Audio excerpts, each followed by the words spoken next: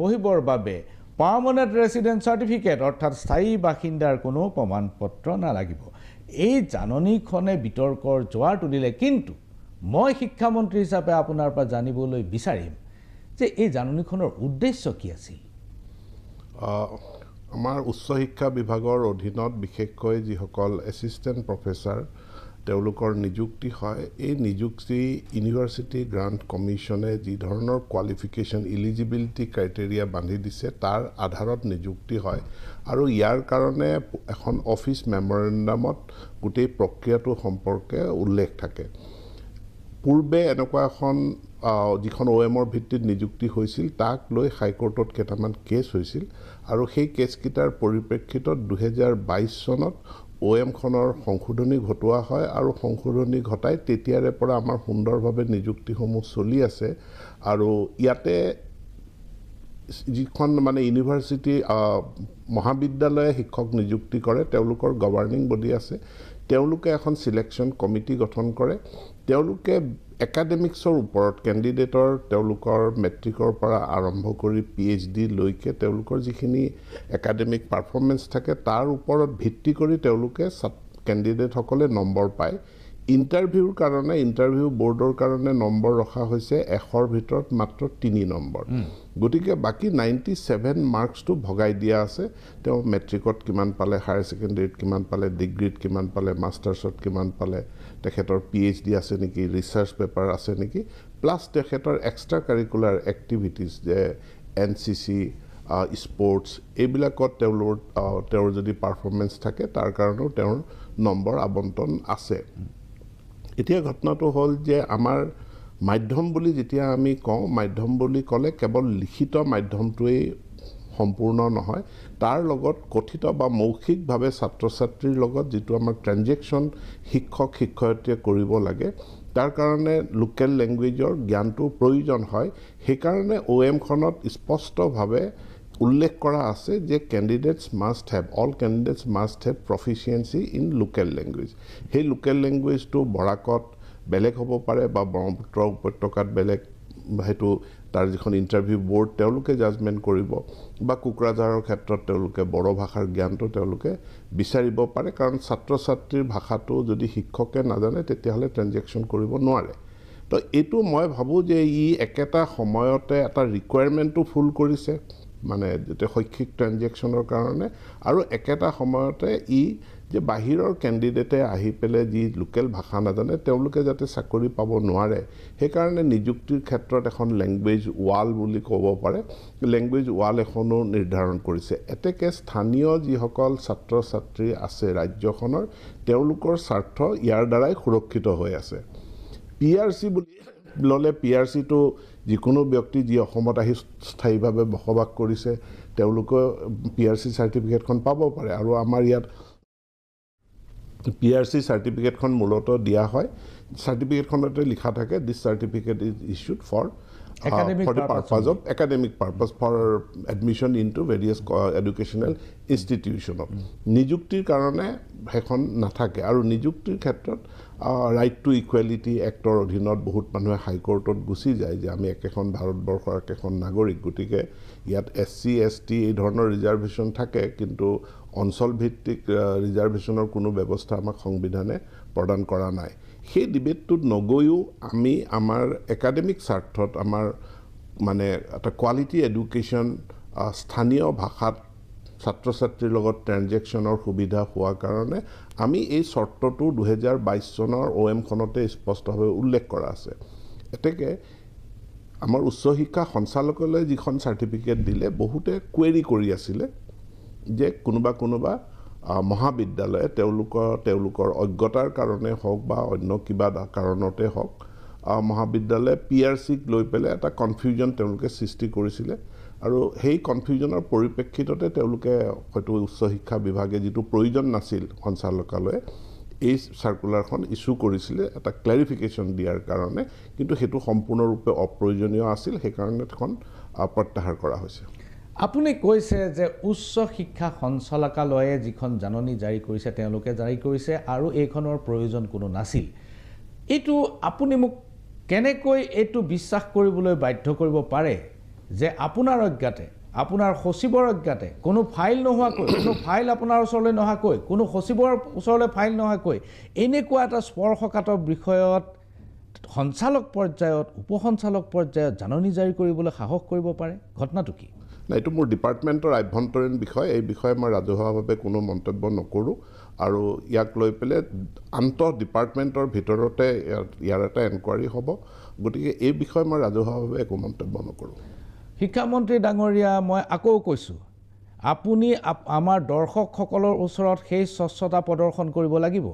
কাইলৈ যদি মই ৰাইট টু ইনফৰমেশ্যন এক্টৰ অধীনত এই জাননীখনৰ সবিচাৰ যদি মই বিচাৰ কৰোঁ তেনেহ'লে আপুনি উত্তৰ দিবলৈ বাধ্য হয়নে নহয়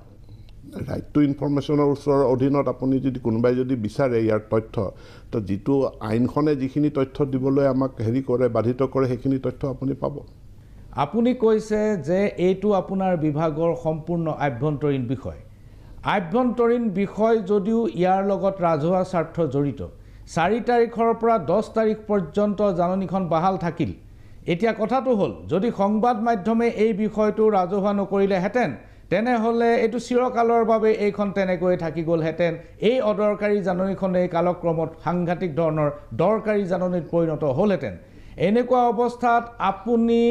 আভ্যন্তৰীণ বিষয় বুলি ৰাজহুৱা নকৰাৰ কাৰণটো কি মই ভাবোঁ যে এইটো যেতিয়া নিযুক্তি প্ৰক্ৰিয়া হ'ব নিযুক্তি প্ৰক্ৰিয়াখন অফিচ মেমৰেণ্ডামখনৰ ভিত্তিত হ'ব সি কোনো ডিপাৰ্টমেণ্টৰ চিঠিৰ ওপৰত ভিত্তি কৰি কোনো নিযুক্তি নহয় আৰু চিঠি এখন দিছিল চিঠিখন প্ৰত্যাহাৰ কৰা হ'ল OM-খন বাহাল আছে OM-খনক লৈ কোনো বিতৰ্ক নাই চিঠিখন প্ৰত্যাহাৰ কৰা হ'ল বিষয়টো তাতেই সামৰণি পৰা নাই কাৰণ কথাটো হ'ল যে যদি বিষয়টো ৰাজহুৱা নহ'লহেঁতেন এই চিঠিখন এই নটিছখন বাহাল থাকিলহেঁতেন ই দেশৰ সুৰক্ষাৰ লগত জড়িত বিষয় নহয় ই কোনো গোপন তথ্য নহয় তেনেহ'লে আপুনি আজি পৰ্যন্ত সেই বিষয়াসকলক কামৰ পৰা আঁতৰ কৰি তেওঁলোকক কিয় এতিয়ালৈকে নিলম্বন কৰা নাই যি আপোনাৰ অজ্ঞাতে এনে এখন জাননী জাৰি কৰিবলৈ সাহস কৰিব পাৰিলে সেৱা বিধিৰ ডিচিপ্লিন আইনৰ অধীনত গতিকে সেৱা বিধি অনুযায়ী ডিপাৰ্টমেণ্টে যি কৰিব লাগে কৰিব যিখিনিলৈকে ৰাজহুৱা স্বাৰ্থ জড়িত আছে মই পুনৰবাৰ নিশ্চিত কৰিব বিচাৰোঁ যে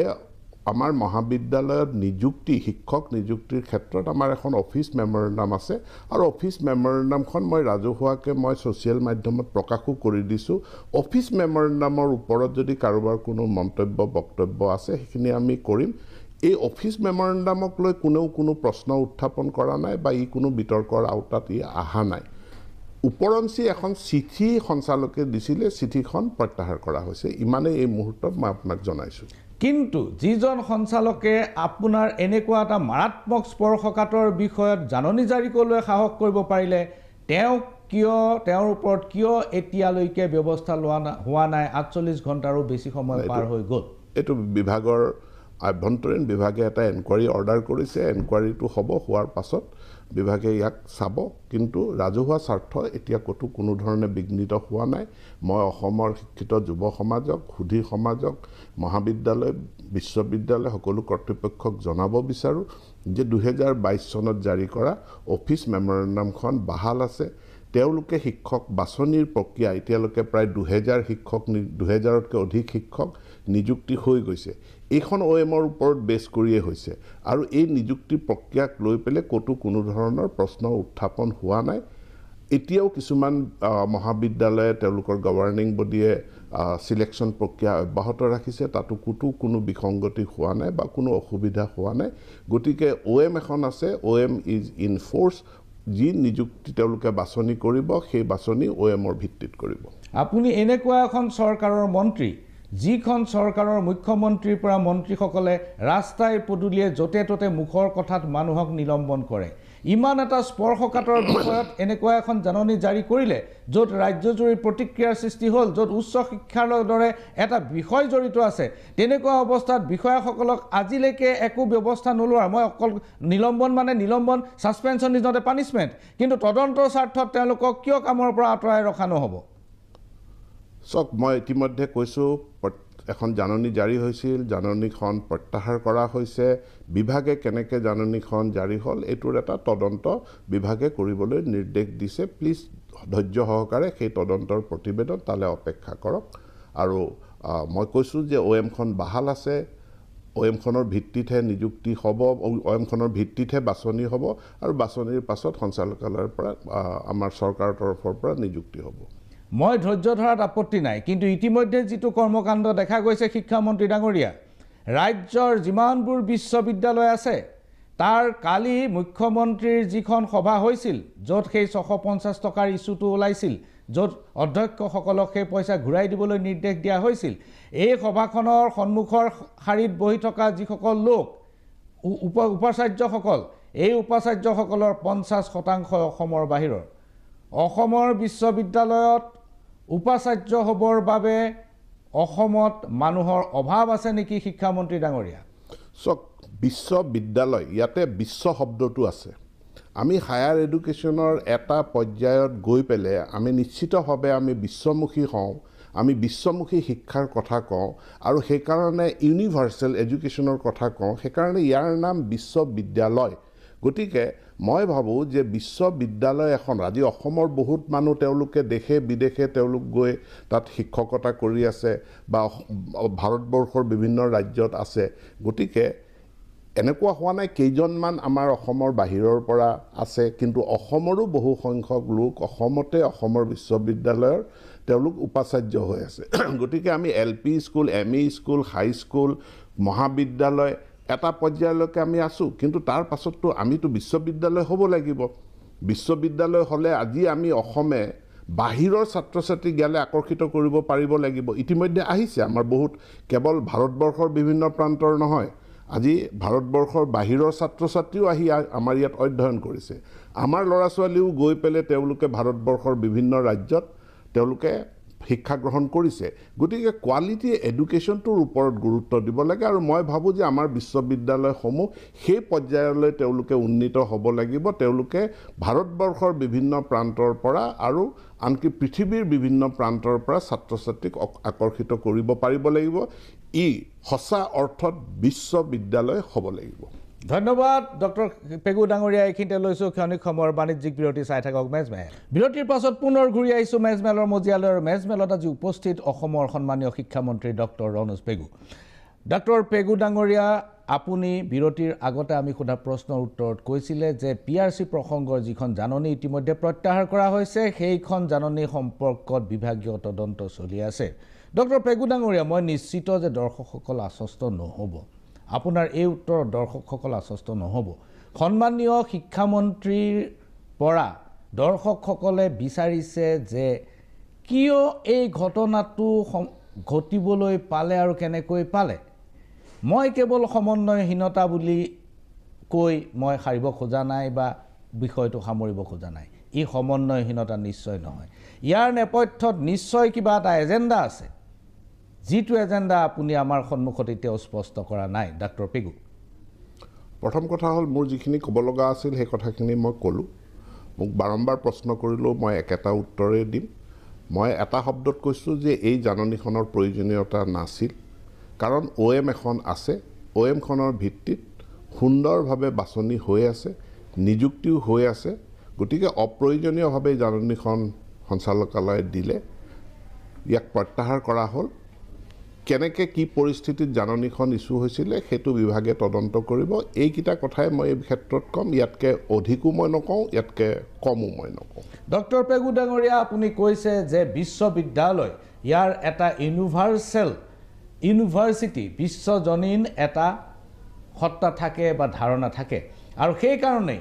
পৃথিৱীৰ যিকোনো অংশৰ মানুহ ইয়াত অংশগ্ৰহণ কৰিব পাৰে, ইয়াত চাকৰি কৰিব পাৰে, কোনো সন্দেহ নাই। গুৱাহাটী বিশ্ববিদ্যালয়ত অধ্যাপক ভেংকটা ৰাওৰ দৰে অধ্যাপকে যি বৃহৎ বৰঙণি আগবঢ়াই গৈছে, যি ঐতিহাসিক বৰঙণি আগবঢ়াই গৈছে, বিশ্ববিদ্যালয়ৰ প্ৰতিজন ছাত্ৰ, প্ৰাক্তন ছাত্ৰ সকলোৱে আজিও সেই কথা শ্ৰদ্ধা সহকাৰে স্মৰণ কৰে। ডক্টৰ MS প্ৰভাকৰক আপুনি চিনি পাইছিলে, তেনেকৈ বহু মানুহ আছে যাৰ নাম এতিয়া ক'লে বহুত দীঘলীয়া হৈ যাব, যি গুৱাহাটী বিশ্ববিদ্যালয়ত বহুত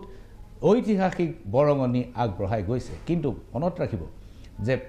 অধ্যাপক যি পণ্ডিত প্ৰবৰ কৃষ্ণকান্ত সন্দিকৈ আছিল এইখন বিশ্ববিদ্যালয়ৰ প্ৰথমজন উপাচাৰ্য। আৰু ডক্টৰ পেগু ডাঙৰীয়া, মই এই কথাটো অন্ততঃ মানি ল'বলৈ টান পাইছোঁ যে ভাৰতবৰ্ষৰ বাহিৰৰ পৰা মানুহ আহি ভাইচ চেঞ্চেলাৰ হ'লেই বিশ্বজনীনতাৰ মূৰ্ত প্ৰকাশ ভাৰতবৰ্ষৰ পৰা বাহিৰৰ মানুহ আহি পেলাই ইয়াত আহি পেলাই আমাৰ বিশ্ববিদ্যালয়ৰ ভিচি হোৱা নাই। চাওক 50% বিশ্ববিদ্যালয়ৰ মানুহ অসমৰ এতিয়া বাহিৰৰ পৰা আহিছে। 50% নহয়, কেনেকৈ? ডিব্ৰুগড় ইউনিভাৰ্চিটি অসমৰে হয়, মাজুলী ইউনিভাৰ্চিটি অসমৰে হয়, মাধৱদেৱ ইউনিভাৰ্চিটি অসমৰে হয়, গুৱাহাটী ইউনিভাৰ্চিটি আজিৰ তাৰিখলৈকে অসমৰে হয়, আছাম উইমেন ইউনিভাৰ্চিটি অসমৰে হয়। তো 50% কেনেকৈ হ'ল? Bhattadev university, Kumar Bhaskar Varma university, Krishna Kanta Handiqui university, এইবিলাকত মানুহ সোমাইছে। আপুনি দুখন ইউনিভাৰ্চিটিৰ নাম দুখন নহয়, মই লিষ্ট দিব পাৰোঁ, তালিকা দিব পাৰোঁ। কালি মই নিজে দেখিছোঁ যে সন্মুখত বহি আছে যিসকল, তেওঁলোকৰ 50% অসমৰ বাহিৰৰ। 50%টো সত্য, মই ডিফাই কৰিছোঁ, 50%টো শুদ্ধ নহয়। এই মুহূৰ্তত আপুনি ক'লে কুমাৰ ভাস্কৰ বৰ্মা ইউনিভাৰ্চিটি, তাৰপাছত আপুনি ক'লে মই আৰু এখন তাতে যোগ কৰি দিব বিচাৰোঁ, সেইখন হ'ল কি কয় আমাৰ সতী সাধনী বিশ্ববিদ্যালয়। কিন্তু সেইজন ব্যক্তি তেজপুৰ ইউনিভাৰ্চিটিৰে প্ৰবক্তা। এতিয়া তেজপুৰ ইউনিভাৰ্চিটিত তেওঁ ইমান দিন সেৱা আগবঢ়োৱাৰ পাছত তেওঁ তেজপুৰ ইউনিভাৰ্চিটিৰ প্ৰবক্তা হিচাপেই তেওঁ এপ্লাই কৰিছিলে, তেওঁ হৈছে। তেওঁক এতিয়া আমি অসমৰ বুলি ধৰিম নে বাহিৰৰ বুলি ধৰিম? ডক্টৰ পেগু ডাঙৰীয়া, দিল্লী বিশ্ববিদ্যালয়ৰ ঘটনা আপুনি জানে। 250 জনৰো অধিক অধ্যাপকক, অস্থায়ীভাৱে কৰ্মৰত অধ্যাপক, যিসকলৰ 17, 18, 20 বছৰ পৰ্যন্ত কাম কৰাৰ অভিজ্ঞতা আছিল, তাৰ ভিতৰত আমাৰ অসমৰ অধ্যাপকো বহুত আছিল। তেওঁলোকক যোৱা বছৰৰ আগৰ বছৰ চাকৰিৰ পৰা, ক'ভিডৰ পিছতেই চাকৰিৰ পৰা সম্পূৰ্ণ অব্যাহতি দিয়া হৈছিল। আৰু ইয়াৰ পিছত স্থায়ীভাৱে যিসকলক মকৰল কৰা হ'ল, তাৰ 90%ৰো বেছি RSS বেকগ্ৰাউণ্ডৰ মানুহ তাত সোমাই পৰিল। মই যদি ভাবোঁ, মই যদি আশংকা কৰোঁ যে স্থায়ী বাসিন্দাৰ প্ৰমাণ পত্ৰ নালাগে, এই জাননীখনৰ নেপথ্যত আপোনালোকে এনে কিছুমান মানুহ কলেজ বিশ্ববিদ্যালয়ত সোমাই দিয়াৰ এটা পৰিকল্পনা কৰিছিল। সম্পূৰ্ণৰূপে ভিত্তিহীন। কাৰণ OM-খনত আমি কোনো হাতে দিয়া নাই, OM-খন কোনো চেঞ্জ কৰা হোৱা নাই, আৰু OM-খন আমাৰ কাৰণে এটা সুৰক্ষা কৱচ। আৰু সেই বহুত কথা ভাবি চিন্তিয়েই এই OM-খনত সেই বাক্যটো অন্তৰ্ভুক্ত কৰা হৈছে। গতিকে আমাৰ অসমৰ লোকৰ কাৰণে এই OM-খন এটা সুৰক্ষা কৱচ। ইয়াতে এখন লেংগুৱেজ ৱাল আছে, সেই লেংগুৱেজ ৱালখন পাৰ হৈ পেলাই কোনো তেওঁলোকে চাকৰি লাভ কৰিব নোৱাৰে। আৰু যিটো কথা কৈছে যে মতাদৰ্শ, মানুহৰ মতাদৰ্শ চাই পেলাই ইণ্টাৰভিউ লৈ বাহিৰৰ পৰা মুখখন চাই পেলাই সেইটো কৰিব পৰা নাযায়, সেইটো কৰাও হোৱা নাই বা সেইটো কৰা নহয়ও। ইয়াৰ পূৰ্বে হৈছে ডিব্ৰুগড় বিশ্ববিদ্যালয়ত এজন উপাচাৰ্যক নিযুক্তি দিয়া হ'ল। তদানীন্তন ৰাজ্যপালে প্ৰত্যক্ষভাৱে হস্তক্ষেপ কৰি নিযুক্তি দিছিল। তেওঁ ৰাষ্ট্ৰীয় স্বয়ংসেৱক সংঘৰ বেকগ্ৰাউণ্ড আছিল আৰু 10 মাহতে বিয়াগুম কেলেংকাৰী কৰি একেজন ৰাজ্যপালে তেওঁক চাকৰিৰ পৰা বিদায় দিব লগাৰ পৰিস্থিতি হৈছিল। আপোনাৰ নিশ্চয় ঘটনাটো মনত আছে। গতিকে চাওক, ইয়াত আমি বিধিটোৰ ওপৰত, ব্যৱস্থাটোৰ ওপৰত, প্ৰক্ৰিয়াটোৰ ওপৰত আমি চাব লাগিব। গতিকে আজি ভাইচ চেঞ্চেলৰ নিৰ্বাচন কৰাৰ এটা নিৰ্দিষ্ট প্ৰক্ৰিয়া আছে। আজি বিধানসভাই এখন বিল পাছ কৰি আমি গভৰ্ণৰক চেঞ্চেলৰ হিচাপে, মানে কি কয়, মূল আচাৰ্য হিচাপে লৈ পেলাই আমি বিশ্ববিদ্যালয় এখন পৰিচালনা কৰোঁ। ভাইচ চেঞ্চেলৰ কেনেধৰণে নিৰ্বাচিত হ'ব তাৰ এটা প্ৰক্ৰিয়া আছে। যদি কাৰোবাৰ কিবা ক'ব লগা আছে, ক'ৰবাত যদি আমি সংশোধনী বিচাৰিছোঁ প্ৰক্ৰিয়াটোত, তাৰ বিধিসন্মতভাৱে সেই সংশোধনী আনিলেই হ'ল। আপুনি কৈছে যে সময়ে সময়ে হাইকোৰ্টত এই অফিচ মেমৰেণ্ডামখন লৈ পেলাই চেলেঞ্জ হৈ আছে, ডিছপিউট হৈ আছে। অসমৰ খিলঞ্জীয়া মানুহে, মেধাৱী মানুহে, মই সকলো ৰাম যদু মধু নহয়, অসমৰ খিলঞ্জীয়া মেধাৱী শিক্ষাৰ্থীয়ে যাতে কলেজ বিশ্ববিদ্যালয়ত চাকৰি পোৱাটো নিশ্চিত হয়, তাৰ বাবে আপোনালোকে অসম বিধানসভাত এখন আইন আনি এই বিষয়টো চিৰস্থায়ী কৰিব নোৱাৰে নেকি? নাই, এইটোতো এতিয়া সুন্দৰভাৱে চলি আছে। চলি থকাৰ ক্ষেত্ৰত আৰু পৃথক আমি কি লাগে আমাক? কাৰণ যিহেতু উচ্চ ন্যায়ালয়ত আপোনালোকে কেইবাটাও গোচৰ চলি আছে বুলি কৈছে, এখন আইন যদি আপোনাৰ হাতত থাকে তেনেহ'লে আপোনাৰ কাৰণে সুবিধা হয়, মই ভাবোঁ। চাওক, আইনখন হ'ব সংবিধানৰ অধীনত। ইয়াতে চেণ্টাৰ ষ্টেট ৰিলেশ্যনৰো কথা আছে। এতিয়ালৈকে আমি এখন আইনৰ কথা প্ৰয়োজন অনুভৱ কৰা নাই, যিহেতু আমি এখন অফিচ মেমৰেণ্ডামৰ জৰিয়তে যিটো আমাৰ আকাংক্ষিত যিটো লক্ষ্য উদ্দেশ্য, সেই কামখিনি যিহেতু আমি এখন অফিচ মেমৰেণ্ডাম বা গাইডলাইনৰ জৰিয়তে যিটো কাম কৰিব পাৰিছোঁ, গতিকে তাত আমাৰ আইনৰ প্ৰয়োজনীয়তা আমি উপলব্ধি কৰা নাই। শিক্ষা বিভাগৰ জাননীৰ ক্ষেত্ৰত আৰু বহুত খেলি মেলি আছে এইখন জাননী আপুনি PRC জাননীখন অদৰকাৰী বুলি ক'লে মই মানি ল'লোঁ বাৰু দৰকাৰী অদৰকাৰী সেইটো পিছৰ মই অদৰকাৰী শব্দটো কোৱা নাই ভুল নকৰিব মই অপ্ৰয়োজনীয় বুলি কৈছোঁ অপ্ৰয়োজনীয় আৰু অদৰকাৰী এই দুইটা শব্দৰ অৰ্থৰ পাৰ্থক্য আছে অপ্ৰয়োজনীয় বুলি কৈছে মই মানি লৈছোঁ যে প্ৰয়োজন আৰু দৰকাৰ এই দুটাৰ মাজত পাৰ্থক্যটো মই শিকি ল'ব লাগিব নতুনকৈ মই অদৰকাৰী বুলি ক'লোঁ আপুনি অপ্ৰয়োজনীয় বুলি ক'লে নাই এটা শব্দ যেতিয়া পজিটিভলি কোৱা যায় তাৰ অৰ্থ বেলেগ থাকে নিগেটিভলি ক'লে অৰ্থটো বেলেগ থাকে দৰকাৰ শব্দৰ অৰ্থ বেলেগ অদৰকাৰ শব্দৰ অৰ্থ বেলেগ যেতিয়া অদৰকাৰী বুলি কোৱা যায় তাৰ অৰ্থটো বেলেগ হৈ যায় মই শিকি ল'ম দৰকাৰ আৰু প্ৰয়োজনৰ মাজৰ পাৰ্থক্যটো ডক্টৰ পেগু ডাঙৰীয়া এখন জাননী 2022 চনত আপোনালোকে জাননী জাৰি কৰিছিল যে যিসকলৰ কলেজত এডমিশ্যন বিনামূলীয়া তেওঁলোকৰ পৰা এই 650 টকাটো লোৱা হ'ব লাগে কাৰণ তেওঁলোকৰ এডমিশ্যন বিনামূলীয়া হ'ব আৰু কলেজত যি মেগাজিন ফি সৰস্বতী পূজাৰ ফি ষ্টুডেণ্টছ ৱেলফেয়াৰ ফি এইবিলাকৰ কাৰণে 650 টকা তেওঁলোকৰ পৰা লোৱা হ'ব লাগে সেইখন জাননী আজি পৰ্যন্ত আপোনালোকে বাতিল কৰা নাই আৰু কালি হঠাৎ মুখ্যমন্ত্ৰী ডাঙৰীয়াই কৈছে যে অধ্যক্ষসকলটো টেক্স কালেক্টৰ নহয় তেওঁলোকে কিয় পইচা লৈ আছে হয় এটা হোৱাটছআপ মেছেজ যোগে বাছনি পৰীক্ষা এডমিশ্যন হৈ থকাৰ দুদিন পিছত এটা হোৱাটছআপ মেছেজ যোগে নিৰ্দেশ দিয়া হৈছে যে বিনামূলীয়া যিসকলৰ এডমিশ্যন হ'ব তেওঁলোকৰ প্ৰায় 650 টকাটো ল'ব নালাগে কিন্তু যিখন এক্সিষ্টিং জাননী সেইখন আজি পৰ্যন্ত বাতিল হোৱা নাই আৰু কলেজ শিক্ষকবিলাকে বহুতে ইতিমধ্যে পইচাটো লৈ পেলালে তাত শিক্ষকসকলক কলেজৰ অধ্যক্ষসকলক আপোনালোকে কিয় দোষাৰোপ কৰে আমিতো দোষাৰোপ কৰা নাই কৈছে টেক্স কালেক্টৰ নহয় ঘূৰাই দিয়ক আপোনালোকে সেইটো কি কৈছে মাননীয় মুখ্যমন্ত্ৰীয়ে তেখেতৰ সেইটো ভাষণ হয় কিন্তু আজি আমি তেখেতে কিন্তু কি কৈছে যে আপোনালোকে ঘূৰি গৈ যি 600 টকা লৈছে 650 টকা লৈছে এইটো ঘূৰাই দিব আৰু এতিয়া মহাবিদ্যালয়ৰ অধ্যক্ষসকলে জনাইছে যে বৰ্তমান কলেজ বন্ধ আছে গৰমৰ বন্ধ যেতিয়া গৰমৰ বন্ধ খুলিব আমি পইচাখিনি ঘূৰাই দিম তো ঘূৰাই দিব কথাটো ইমানতে শেষ বস্তুবিলাক একোটা বস্তু ইভলভিং যেনে আমাৰ ৰেচন কাৰ্ডত এটা সময়ত আয়ৰ সীমা আছিলে 1 লাখ আজি আমি তাক বৃদ্ধি কৰিলোঁ 4 লাখ আমি ফ্ৰী এডমিশ্যন বিনামূলীয়া নামভৰ্তিৰ এটা সময়ত সময়সীমা মানে তাৰ ইনকামৰ লেভেলটো ফিক্স কৰা আছিল 2 লাখ এবাৰ কোৱা হৈছে যে নহয় ছাত্ৰ ছাত্ৰীসকল অসুবিধাত পৰিছে তেওঁলোকে সাৰ্কুল অফিচত যাব লগা হৈছে গাঁওবুঢ়াৰ ওচৰত যাব লগা হৈছে মৌজাদাৰৰ ওচৰত যাব লগা হৈছে এখন ইনকাম সাৰ্টিফিকেটৰ কাৰণে যেতিয়া ছাত্ৰ ছাত্ৰীসকলৰ এই অসুবিধাখিনি প্ৰত্যক্ষ কৰাৰ পাছত আমি ডিপাৰ্টমেণ্টে সহজ উপায় এটা বিচাৰিছোঁ আৰু সহজ উপায়টো কি বুলি কওঁতে আমি এটা দেখিছোঁ ছাত্ৰ ছাত্ৰীসকল যিহেতু তেওঁলোক BPL তেওঁলোকৰ হাতত ৰেচন কাৰ্ড আছে পৰিয়ালৰ ৰেচন কাৰ্ড আছে তেনেহ'লে ইনকাম সাৰ্টিফিকেটৰ বিকল্প হিচাপে আমি ৰেচন কাৰ্ডখন দিলেই হ'ব বুলি কৈছোঁ এতিয়া ৰেচন কাৰ্ডৰ এইবাৰৰ ঊৰ্ধ্ব সীমা আয়ৰ 4 লাখ টকা অট'মেটিকেলি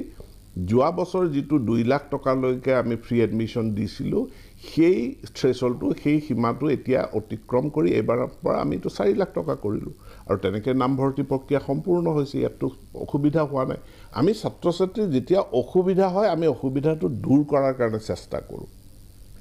নামভৰ্তিৰ কাৰণে সাৰ্কুল অফিচে ইনকাম সাৰ্টিফিকেট কিয় বিচাৰি ফুৰিব লাগে যাতে ইনকাম সাৰ্টিফিকেট নিবিচৰাকৈ ঘৰৰ ৰেচন কাৰ্ডখন দি যাতে এডমিশ্যন ল'ব পাৰে সেই ব্যৱস্থাটো কৰি দিয়া হৈছে বহুত ধন্যবাদ ডক্টৰ পেগু ডাঙৰীয়া এইখিনিতে লৈছোঁ ক্ষণিক সময়ৰ বিৰতি চাই থাকক মেজমেল বিৰতিৰ পাছত পুনৰ ঘূৰি আহিছোঁ মেজমেলৰ মজিয়ালৈ আৰু মেজমেলত আজি উপস্থিত অসমৰ শিক্ষামন্ত্ৰী সন্মানীয় ডক্টৰ ৰণোজ পেগু ডক্টৰ পেগু ডাঙৰীয়া বিৰতিৰ পূৰ্বে আপুনি কৈছিল যে 2 লাখলৈকে সিলিং আছিল 2 লাখলৈকে লিমিট আছিল যে 2 লাখৰ তলৰ যিসকলৰ উপাৰ্জন তেওঁলোকৰ ল'ৰা ছোৱালীয়ে কলেজত বিনামূলীয়া এডমিশ্যন পাব দেখা গ'ল যে ইনকাম বিচাৰি ইনকামৰ সাৰ্টিফিকেট বিচাৰি ঘূৰি ফুৰিব লগা হৈছে আৰু ইতিমধ্যে 4 লাখলৈকে ঊৰ্ধ্ব সীমা নিৰ্ধাৰণ কৰা হৈছে যে যিসকলৰ 4 লাখলৈকে উপাৰ্জন তেওঁলোকৰ ল'ৰা ছোৱালীয়েও স্কুল কলেজত বিনামূলীয়া এডমিশ্যন পাব সহজ উপায়টো হ'ল 4 লাখ ইনকামৰ প্ৰদৰ্শনৰ সহজ উপায়টো হ'ল ৰেচন কাৰ্ডখন ৰেচন কাৰ্ড যাৰ হাতত থাকিব সিয়েই বিনামূলীয়া এডমিশ্যন পাব কিন্তু ডক্টৰ পেগু ডাঙৰীয়া মই অসমৰ ইমূৰৰ পৰা সিমূৰলৈ বহুত ঠাইৰ পৰা ফোন যোগে এই অভিযোগ পাইছোঁ যে 4 লাখলৈকে উপাৰ্জনৰ সীমা নিৰ্ধাৰণ কৰা পৰিয়ালসকলৰ হাতত এতিয়া ৰেচন কাৰ্ড নাই, নতুনকৈ ৰেচন কাৰ্ড ইস্যু কৰা হোৱা নাই। এতিয়া এই যিসকলৰ হাতত ৰেচন কাৰ্ড নাই, আপোনালোকে ক'লে যে 4 লাখলৈকে আপোনালোকে পাই যাব, আৰু আপোনালোকৰ হাতত যদি ৰেচন কাৰ্ড আছে তেতিয়াহ'লে আপোনালোকে এডমিশ্যন পাই যাব। কিন্তু মোৰ ঊৰ্ধ্ব সীমা 4 লাখ, কিন্তু মোক ৰেচন কাৰ্ড এতিয়াও দিয়া হোৱা নাই। মোৰ ল'ৰা ছোৱালীৰ কি হ'ব ডাক্তৰ পেগু ডাঙৰীয়া? এনেকুৱা সংখ্যা খুবেই কম, আৰু এতিয়া আমি প্ৰায় 42 লাখ অতিক্ৰম কৰিলোঁ পৰিয়ালৰ ক্ষেত্ৰত ৰেচন কাৰ্ড দিয়াৰ ক্ষেত্ৰত। কিন্তু কোনো ব্যক্তিয়ে যদি ৰেচন কাৰ্ডখন দিব নোৱাৰাৰ কাৰণে তেওঁ সম্পূৰ্ণ মাচুল দি নামভৰ্তি কৰিব লগা হৈছে, এতিয়াও এডমিশ্যনৰ পাছতো তেখেতৰ তথ্য প্ৰমাণখিনি দিলে, ৰেচন কাৰ্ডখন দেখুৱালে বা তাৰ বিকল্প ইনকাম চাৰ্টিফিকেটখন দিলে তেখেতৰ পইচা এতিয়াও ঘূৰাই দিয়া হ'ব। এইটো খুব ডাঙৰ ঘোষণা শিক্ষামন্ত্ৰী ডাঙৰীয়াই কৈছে। মোৰ অভিযোগ আছিলে যে 4 লাখ টকালৈকে উপাৰ্জন থকা ব্যক্তিয়ে বহুতে ৰেচন কাৰ্ড পোৱা নাই, যাৰ কাৰণে বিনামূলীয়া এডমিশ্যন হোৱা নাই। ডাক্তৰ পেগু ডাঙৰীয়াই কৈছে যে এনেকুৱা মানুহৰ সংখ্যা যথেষ্ট কম। এতিয়াও যদি কোনোবাই এডমিশ্যন পইচা দি লৈ ল'লে আৰু তেওঁলোকে যদি দেখুৱাব পাৰে যে তেওঁলোকৰ ইনকাম 4 লাখৰ তলত আৰু ৰেচন কাৰ্ড পোৱা নাই, তেওঁলোকৰ পইচা ঘূৰাই দিয়া হ'ব। ডাক্তৰ পেগু ডাঙৰীয়া, মই এবাৰ আহিব খুজিছোঁ শিক্ষাৰ্থীৰ প্ৰসংগলৈ। শিক্ষাৰ্থী আপুনি কৈছে যে 68,000 শিক্ষাৰ্থীৰ কোনো ৰেকৰ্ড শিক্ষা বিভাগে পোৱা নাই, তেওঁলোকে ক'তো উপস্থিত থকাৰ কোনো প্ৰমাণ এতিয়ালৈকে দিব পৰা নাই, আৰু শিক্ষা সেতু এপত তেওঁলোকৰ উপস্থিতিৰ কোনো প্ৰমাণ পোৱা নাই। এই ঘটনাটো অকণমান আমাক এক্সপ্লেইন কৰিব নেকি, অলপমান বহলাই ব্যাখ্যা কৰিব নেকি? পূৰ্বে শিক্ষাৰ্থীসকলৰ নাম ৰেজিষ্টাৰত অন্তৰ্ভুক্তি কৰে বিদ্যালয় কৰ্তৃপক্ষই। এতিয়া বিদ্যালয় কৰ্তৃপক্ষই তেওঁলোকৰ যি ৰেজিষ্টাৰত আছে, যিসকল ছাত্ৰ ছাত্ৰী তাত নামভৰ্তি কৰিছে, তেওঁলোকৰ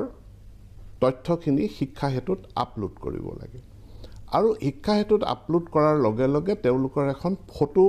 সংগ্ৰহ কৰিব লাগে। সেইটো যি টেবলেট প্ৰত্যেক স্কুলত দিয়া আছে, টেবলেটৰ পৰা তেওঁলোকে ফটোটো ল'ব পাৰে। এতিয়া একাংশ ছাত্ৰ ছাত্ৰী যিসকলে ফটো উঠিলে, কিন্তু তাৰ পিছদিনাখনৰ পৰা তেওঁলোকৰ এটেণ্ডেঞ্চ এদিনো অহা নাই। এতিয়া এই ছাত্ৰ ছাত্ৰীসকল কিয় বিদ্যালয়লৈ নাহে? এদিনো অহা নাই। আমি যিসকল মানে এটেণ্ডেঞ্চ যাৰ কম, ইৰেগুলাৰ, সেইখিনিলৈ আমি যোৱাই নাই। আমি যিখিনি ছাত্ৰ ছাত্ৰীৰ এদিনো এটেণ্ডেঞ্চ নাই, সেই ছাত্ৰ ছাত্ৰীখিনি সম্পৰ্কে এটা অনুসন্ধান কৰিছোঁ, আৰু এই অনুসন্ধানৰ পাছত ইয়াৰ যদি এটা সমিধান বিদ্যালয় কৰ্তৃপক্ষক আমি 10 আগষ্টৰ ভিতৰত দিবলৈ কৈছোঁ। কাৰণ যেতিয়া আমি এটেণ্ডেঞ্চৰ পাৰ্চেণ্টেজ কাউণ্ট কৰোঁ, তেতিয়া বিদ্যালয়ৰ পৰা দিয়া এই সমূহ ছাত্ৰ ছাত্ৰীৰ সংখ্যাটো লৈ পেলাই আমি পাৰ্চেণ্টেজটো কেলকুলেট কৰোঁ। এতিয়া যদি বিদ্যালয়ত 68,000 ষ্টুডেণ্ট আছে, যি কোনোদিন স্কুল নাহে, তেনেহ'লে তেওঁলোকৰ সংখ্যাটো লৈ আমি পাৰ্চেণ্টেজ উলিয়ালে আমাৰ পাৰ্চেণ্টেজটো এটেণ্ডেঞ্চ পাৰ্চেণ্টেজ কমেই ওলাব। এতেকে সত্য কি, সঠিক তথ্যটো কি, সেইটো জানিবৰ কাৰণে আমি এটা অনুসন্ধান কৰিছোঁ। 68,000 যিমান ষ্টুডেণ্ট বিদ্যালয়ত এনৰোল হৈছে, প্ৰত্যেকজন ষ্টুডেণ্টৰ ফটো এনৰোলমেণ্ট হ'বই লাগিব, এবাৰ ফটো উঠাবই লাগিব। মানি ল'লোঁ। এতিয়া কথাটো হ'লে আমাৰ গোটেই সঠিক তথ্যটো আহিব। এতিয়া আপোনাৰ এনে প্ৰথম দৃষ্টিত কেনেকুৱা ধৰণৰ লাগিছে যে একেখন স্কুলৰে বহুত ছাত্ৰ ছাত্ৰী, নে একোখন স্কুলৰ 10জন 15জন এনেকুৱা হৈ আছে ঘটনাটো? ক'ৰবাত একেখন স্কুলৰে বহুখিনি ছাত্ৰ ছাত্ৰী হ'ব পাৰে। এই ঘটনাটো এনেকুৱা নহয় যে বহু ছাত্ৰ ছাত্ৰী হয়তো নামভৰ্তি কৰিলে, কিন্তু পিছত তেওঁ বেলেগ এখন স্কুললৈ গুচি গ'ল। সেইখন স্কুলত তেওঁ এডমিশ্যন ল'লে বা প্ৰাইভেট স্কুললৈ গ'ল, তো এইখন স্কুলৰ এনৰোলমেণ্টটো কেঞ্চেল নকৰিলে। গতিকে এতিয়া আমি শিক্ষা সেতুত ফাইন টিউনিং কিছুমান কৰি আছোঁ। এই ফাইন টিউনিঙত যিসকল প্ৰকৃতাৰ্থত বিদ্যালয়খনৰ ছাত্ৰ ছাত্ৰী নহয়, সেই প্ৰফাইলখিনি আমি ডিএক্টিভেট কৰিব লাগিব। নহ'লে আমি এইটো এটা ফাইন টিউনিং এক্সাৰচাইজ, খুব একো উদ্বেগজনক কথা নহয়। ইয়াৰ এটা ফাইন টিউনিং আগষ্ট মাহৰ ভিতৰত মই ইয়াৰ সমিধান দি দিব পাৰিম। Exact number of enrolment, exact number of enrolment, অৰ্থাৎ তেওঁলোকৰ ফটো উঠোৱাৰ এনৰোলমেণ্ট, আৰু তাৰ পাছত মোৰ সঠিক এটেণ্ডেঞ্চ পাৰ্চেণ্টেজ আমি পাবলৈ সক্ষম হ'ম। আধাৰ কাৰ্ড এটা অতি কাৰ্যকৰী ব্যৱস্থা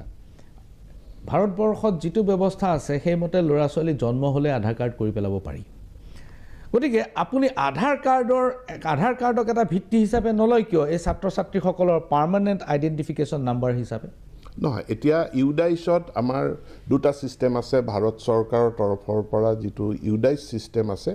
ইউডাইচটো বছৰত এবাৰ তাত আপডেট কৰা হয় আৰু আপডেট কৰাৰ পাছত তাক লক কৰি দিয়া হয় এটা বছৰৰ কাৰণে থাকে চ' ইউডাইচটো এটা ষ্টেটিক ডাটা এটা বছৰৰ কাৰণে ষ্টেটিক ডাটা কিন্তু শিক্ষা হেতুৰ ডাটাটো ডেইলি আপডেট হ'ব পাৰে এইটো এটা ডাইনামিক ডাটা আধাৰৰ ক্ষেত্ৰতো আজি আমি সকলোৱে জানো এনআৰচিৰ কাৰণে আমি 100% সেচুৰেশ্যন আমি লাভ কৰিবলৈ সক্ষম হোৱা নাই আৰু এই ক্ষেত্ৰত আমি এটা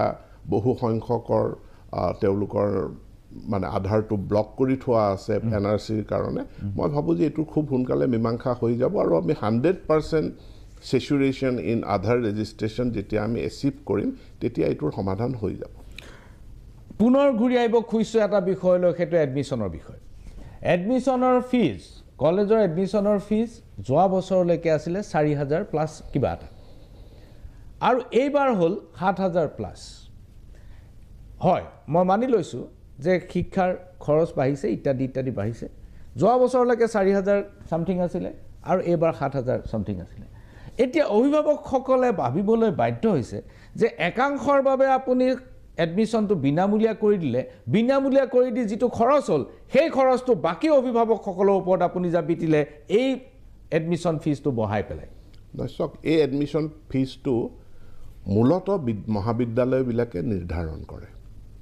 এডমিশ্যন ফিজ অসম চৰকাৰে একপক্ষীয়ভাৱে নিৰ্ধাৰণ কৰি নিদিয়ে মহাবিদ্যালয়ৰ যিসকল অধ্যক্ষ তেওঁলোকক লৈয়ে আমি এখন কমিটি কৰি দিছিলোঁ আৰু তেওঁলোকে আলোচনা কৰি যি সাজেষ্ট কৰিছে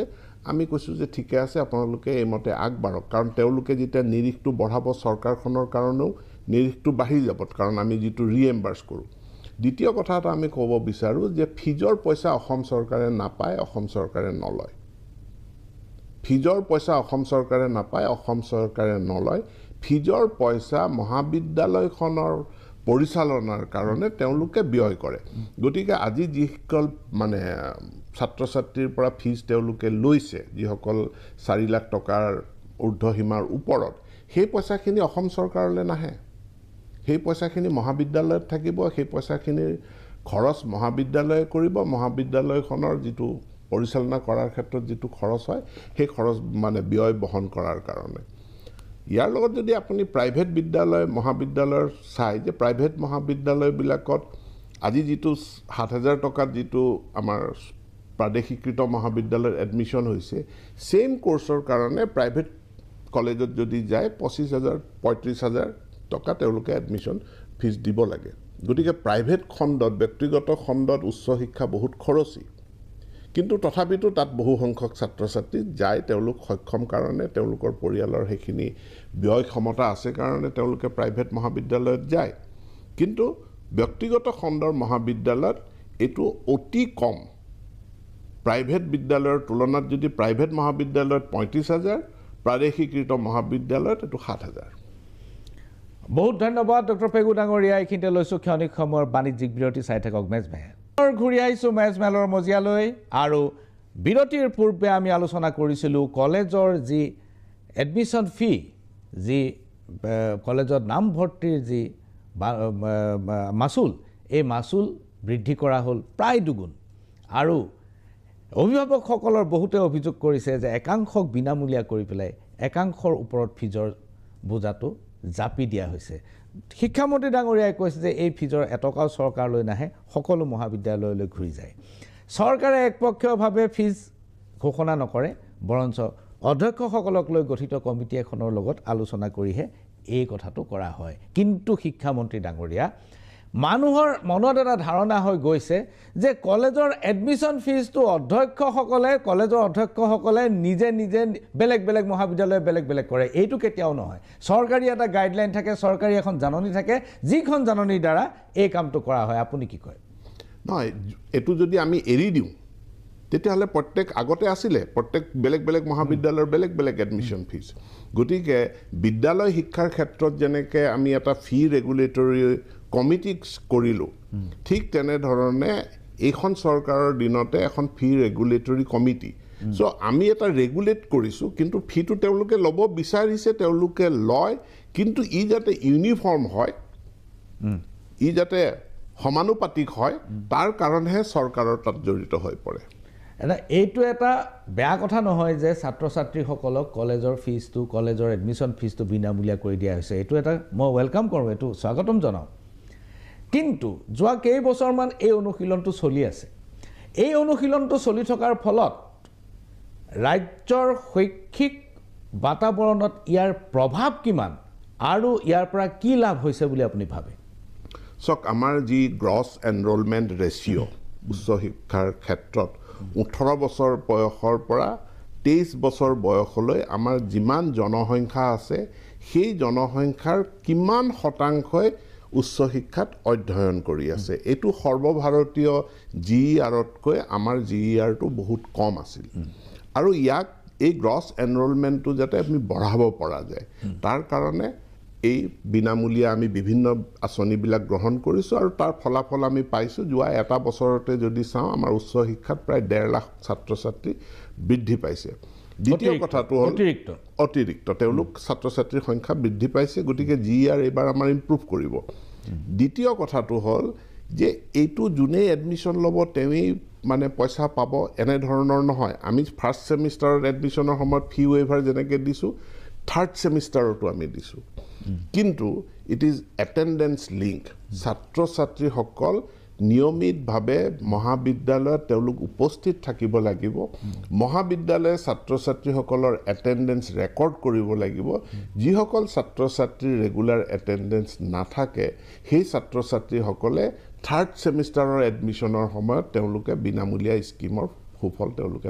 বাহিৰলৈ গুচি যাব তেওঁলোক অৰ্থাৎ আমি এইটো এনচিউৰ কৰিব বিচাৰিছোঁ যে মহাবিদ্যালয়ত যাতে নিয়মিতভাৱে শ্ৰেণী হয় আৰু ছাত্ৰ ছাত্ৰীসকলে নিয়মিতভাৱে তেওঁলোকে যাতে কোঠাত উপস্থিত থাকে শৈক্ষিক পৰিৱেশ আৰু ছাত্ৰ শিক্ষকৰ সম্পৰ্ক প্ৰসংগত এতিয়া নতুনকৈ চিন্তা আৰম্ভ হৈছে বিশেষকৈ এটা ঘটনাৰ পিছত শিৱসাগৰত এটা বেচৰকাৰী অনুষ্ঠানত বেচৰকাৰী শিক্ষানুষ্ঠানৰ এজন ছাত্ৰই শিক্ষকজনৰ প্ৰধান শিক্ষকজনক হত্যা কৰিলে এই ঘটনাটোক আপুনি কি ধৰণে লৈছে না ঘটনাটো উদ্বেগজনক ঘটনা আৰু এইটোৰ লগত গোটেই দেশখনত বৰ্তমান সময়ত দেখা দিয়া কিছুমান সামাজিক সমস্যা এটা হ'ল যে আমাৰ চৰকাৰখনে ড্ৰাগছৰ বিৰুদ্ধে এটা অভিযান চলাই আছে কিমান 100 কোটি টকাৰ ড্ৰাগছ জব্দ কৰা হৈছে সেইটো আমি সকলোৱে দেখিছোঁ বিশেষকৈ মাননীয় মুখ্যমন্ত্ৰী ডক্টৰ হিমন্ত বিশ্ব শৰ্মাৰ নেতৃত্বত ড্ৰাগছ বিৰোধী এটা অভিযান চলি আছে আৰু এইটো চলি থাকিব চ' যুৱ প্ৰজন্ম ড্ৰাগছৰ দ্বাৰা আক্ৰান্ত হৈছে ইয়াৰোপৰি অন্যান্য বিভিন্ন তেওঁলোক যুৱ উচ্ছৃংখলতা এটা সৃষ্টি হৈছে গতিকে এই যুৱ উচ্ছৃংখলতা যিটো আমাক আজি গ্লোবেলাইজেশ্যন আৰু প্ৰযুক্তিয়ে যিটো এটা পৰিৱৰ্তিত সমাজ ব্যৱস্থা আনি দিছে এই পৰিৱৰ্তিত সমাজ ব্যৱস্থাত আমি মানৱীয় প্ৰমূল্যসমূহক আমাৰ নীতিসমূহক কেনেধৰণে মৰেল ভেলুজ এইবিলাকক আমি কেনেকৈ অক্ষুণ্ণ ৰাখিব পাৰিম তাৰ কাৰণে মই ভাবোঁ যে গোটেই সমাজখনে চিন্তা চৰ্চা কৰা উচিত মানসিক ব্যাধি আগৰ তুলনাত বহুত ধৰণে বৃদ্ধি পোৱা বুলি মোৰে যিসকল বন্ধু আছে যিসকলে মনোবিজ্ঞানত যিসকলে চিকিৎসালয়ত কাম কৰে তেওঁলোকৰ পৰাই গম পাওঁ যে মানসিক ব্যাধি বেমাৰ সমাজখনত বৃদ্ধি পাইছে because of modernity because of globalisation because of new technology because of মানে যিটো এটা টাফ কম্পিটিশ্যন লাইফৰ কাৰণে এই কম্পিটিশ্যনৰ কাৰণে এই সকলোবিলাক দিশ সামৰি কথাখিনি চিন্তা কৰিব লাগিব তাৰ লগতে প্ৰাইভেট বিদ্যালয়সমূহ বা আমাৰ চৰকাৰী বিদ্যালয়সমূহত সুৰক্ষা ব্যৱস্থাটো আমি এনচিউৰ কৰিব লাগিব আমি কিছুদিন পূৰ্বে এখন বিদ্যালয় বিধি স্কুল ৰুল বুক আমি প্ৰৱৰ্তন কৰিছোঁ ৰুল বুকখনত এইটো লিখা আছে যে 9টা বজাত গেটখন লক কৰিব লাগে স্কুল ছুটি হোৱাৰ পাছত গেটখন বন্ধ হ'ব এতিয়া এই পৰ্যায়লৈকে যাব লাগিব যে তেওঁলোকে বিদ্যালয়লৈ কোনো ধৰণৰ মাৰণাস্ত্ৰ বা কোনো ধৰণৰ আনকি লাঠি আদিও তেওঁলোকে আনিব নোৱাৰিব বিদ্যালয় সেইবিলাক অস্ত্ৰ শস্ত্ৰ লৈ বিদ্যালয়ত প্ৰৱেশ কৰিব নোৱাৰিব তো এটা সিকিউৰিটি ব্যৱস্থাও বিদ্যালয়সমূহত গঢ়ি তুলিব লাগিব ডক্টৰ পেগু ডাঙৰীয়া আপুনি পৰ্যালোচনা কৰিছে যে নতুন প্ৰযুক্তি ড্ৰাগছ গ্লোবালাইজেশ্যন সাংঘাতিক ধৰণৰ প্ৰতিযোগিতা এইবিলাকে কিছুমান নতুন ধৰণৰ মানসিকতাৰ সৃষ্টি কৰিছে আৰু ছাত্ৰ ছাত্ৰী বহুতেই মানৱীয় প্ৰমূল্য হেৰুৱাই পেলাইছে ড্ৰাগছো ইয়াৰ অন্যতম কাৰণ ত্ৰিপুৰা আমাৰ কাষৰীয়া ৰাজ্য উত্তৰ পূবৰ ৰাজ্য 8 মাহৰ হিচাপ ওলাইছে 8 মাহত 800ৰো বেছি মানুহ ড্ৰাগ এডিক্ট ওলাইছে ল'ৰা ছোৱালী সব ছাত্ৰ ছাত্ৰী 242 জন HIV আক্ৰান্ত আৰু তাৰে ইতিমধ্যে 43 জনৰ মৃত্যু হৈছে 8 মাহৰ ভিতৰত ত্ৰিপুৰাৰ ডেটা ত্ৰিপুৰাৰ তথ্য অত্যন্ত উদ্বেগজনক মানি লৈছো টেকনলজি ড্ৰাগছ গ্লোবালাইজেশ্যন নতুন ধৰণৰ আহা কম্পিটিশ্যন এইবিলাকে নতুন মানসিকতা আৰু মানসিকভাৱে খুব হেঁচা দিছে কিন্তু একে সময়তে ডক্টৰ পেগু ডাঙৰীয়া মানৱীয় প্ৰমূল্য হেৰুৱাই পেলোৱাৰ যিটো অভিযোগ এইটো গুৰুতৰ আপোনালোকে চৰকাৰ চলাইছে আপোনালোকে একোটা ৰাজনৈতিক দলৰ প্ৰতিনিধি আৰু আপোনালোকে একোটা বিশেষ সম্প্ৰদায়ক ঘৃণা কৰিবলৈ নিৰ্বাচনী প্ৰচাৰত আপোনালোকে চলাই বেলেগ বেলেগ সময়ত বিশেষ সম্প্ৰদায়ৰ কিছুমান কামৰ কাৰণে অভিযুক্ত কৰা হয় এই যে বিশেষ সম্প্ৰদায় আৰু এক বিশেষ সম্প্ৰদায় বা আন সম্প্ৰদায়ক ঘৃণা কৰাৰ যিটো বাতাবৰণৰ সৃষ্টি কৰা হৈছে এইটোত মানৱীয় প্ৰমূল্য আপোনালোকে ধ্বংস কৰা নাইনে ডক্টৰ পেগু ডাঙৰীয়া গোটেই মানৱ জাতিৰ ইতিহাসটো হ'ল যে ৰাজনীতিত এই বিতৰ্কখিনি সদায় আছে সদায় থাকিব যেতিয়া এটা সময়ত শ্ৰেণী সংগ্ৰামৰ কথা কোৱা হৈছিল শ্ৰেণী সংগ্ৰামৰ কথা কওঁতে শ্ৰেণী শত্ৰুৰ বিৰুদ্ধেও ঘৃণামূলক বক্তব্য কোনোবাই ৰাখিছিল এতেকে ৰাজনীতিত এটা পক্ষই আনটো পক্ষক পৰাস্ত কৰাৰ কাৰণে তেওঁলোকে ৰাজনৈতিক বক্তব্য ৰাখিব সেই ৰাজনৈতিক বক্তব্যখিনি this is part of our societal debate সমাজ মানে মানুহৰ সমাজ মানে সমাজত সদায় বিতৰ্ক থাকে সদায় তৰ্ক বিতৰ্ক থাকে দুজন মানুহ যেতিয়া লগ হয় তাতেই তেওঁলোকে ৰাজনীতিৰ কথাই পাতে তেওঁলোকে anything relating to governance is politics খোৱা পানী লাগে it is a matter of governance so it is a matter of political matter ভাল এখন স্কুল লাগে it is a matter of governance গতিকে ই এটা ৰাজনৈতিক দাবী মোৰ দৃষ্টিত অৰাজনৈতিক বুলি কোনো কথাই নাথাকে মই সেই থিয়ৰিত বিশ্বাস কৰোঁ যে anything relating to governance is political আৰু পলিটিকেল ডিবেট আছে পলিটিকেল ডিবেট যুগ ধৰি মানৱ সমাজত চলি আহিছে হি চলি থাকিব কিন্তু সোসাইটিখন ডিসিপ্লিন হ'ব লাগিব সোসাইটিখন শৃংখলিত হ'ব লাগিব সোসাইটিখনে আইন হাতত কোনো ব্যক্তিয়ে আইন হাতত তুলি নব নালাগিব হেতু এনফোর্স কৰাৰ কাৰণে আইন আছে বিধি আছে ব্যৱস্থা আছে আৰু তাৰ কাৰণে গোটেই সোসাইটিখনে কনসেনসাস তেওঁলোকে এগ্ৰি হ'ব লাগিব আজি এতিয়া আমাৰ ভাৰতীয় সমাজ ব্যৱস্থা বা অসমৰ সমাজ ব্যৱস্থা ইভলভিং এখন সমাজ ব্যৱস্থা ইয়াত যদি আমি চাবলৈ যাওঁ আজিও বহুত এৰিয়া আছে য'ত গভৰ্নেন্সৰ পাৰ্চেন্টেজটো পৰিমাণটো যথেষ্ট সম্পূৰ্ণৰূপে গভৰ্নড নহয় তাত কেনে ধৰণৰ ঘটনা ঘটি আছে যে মানুহে মানুহৰ মাটি কাঢ়ি লৈছে মানুহে ঘৰ কাৰোবাৰ ভাঙি দিছে যোৱাকালিও মোৰ তাত আহিছে কলগাছিয়াৰ পৰা কেইটামান পৰিয়াল আছিল তেওঁলোকে 1981 চনত তেওঁলোকৰ অসম আন্দোলনৰ সময়ত তেওঁলোকৰ গোটেই গাঁওখন উচ্ছেদ কৰি দিয়া হ'ল এতিয়া তেওঁলোকৰ হাতত মাটিৰ পট্টা কেইখন লৈ ঘূৰি ফুৰিছে মাটিখিনি তেওঁলোকক দখল তেওঁলোকে গৈ পেলাই তাত খেতি কৰিবগৈ নোৱাৰে গতিকে এই সকলোবিলাক কথা ইয়াৰ লগত জড়িত সো ৰাজনৈতিক বিতৰ্কক ৰাজনৈতিকভাৱে ৰাখিবলৈ দিয়ক আৰু বিদ্যালয় পৰিচালনা কৰা হস্পিটাল পৰিচালনা কৰা সেইবিলাক এজ এ হোল আমি চৰকাৰ এজ এ হোল আমি সোসাইটি হিচাপে তাৰ মেনেজমেন্ট আমি কৰিবলৈ আগবঢ়াটো উচিত ড্ৰাগছ বেপাৰীক প্ৰটেকশ্যন দিয়াৰ কাৰণে ৰাজনৈতিক বিতৰ্ক আনিব নালাগে ড্ৰাগছৰ বিৰুদ্ধে আমি সকলোৱে ঐক্যবদ্ধ হোৱা উচিত সামাজিক অপৰাধৰ প্ৰটেকশ্যন দিবৰ কাৰণে আমি ৰাজনৈতিক বিতৰ্ক আনিব নালাগে ৰাজনৈতিক কোন দলে কি ক'লে কোন ব্যক্তিয়ে কি ক'লে হেতুক লৈ পেলে আমি এজন সামাজিক অপৰাধীক প্ৰটেকশ্যন দিয়াৰ চেষ্টা কৰিব নালাগে আমি এজন ড্ৰাগছ বেপাৰীক প্ৰটেকশ্যন দিয়াৰ চেষ্টা কৰিব নালাগে ড্ৰাগছ বেপাৰীক প্ৰটেকশ্যন দিয়াৰ বাবে চেষ্টা কৰা মানুহ কোন আছে মই নাজানো সমাজৰ ক্ষতি কৰা মানুহক প্ৰটেকশ্যন দিয়াৰ বাবে কোনে কৰি আছে সেইসকলক কোনে প্ৰটেকশ্যন দি আছে মই নাজানো কথাটো হ'ল যে সাম্প্ৰদায়িক বিষবাষ্পই মানৱীয় প্ৰমূল্যৰ ক্ষতি কৰিছে it is a political debate সাম্প্ৰদায়িক ব্যক্তিক সাম্প্ৰদায়িক ৰাজনীতি কৰা ব্যক্তিক পদ্ধতিগতভাৱে শিক্ষানুষ্ঠানত প্ৰৱেশ কৰাৰ সুযোগ দিয়া হৈছে এই ঘটনাবিলাকে আমাৰ ভৱিষ্যতৰ আৰু মানৱীয় প্ৰমূল্যৰ প্ৰতি চেলেঞ্জ আনিছে এই কথাটো ডক্টৰ পেগু ডাঙৰীয়া সমগ্ৰ ভাৰতবৰ্ষত চৰ্চিত একাংশ মানুহে চৰ্চিত হৈছে যিসকলৰ বেক বিহাইণ্ড তেওঁলোকৰ এটা বেলেগ এজেণ্ডা আছে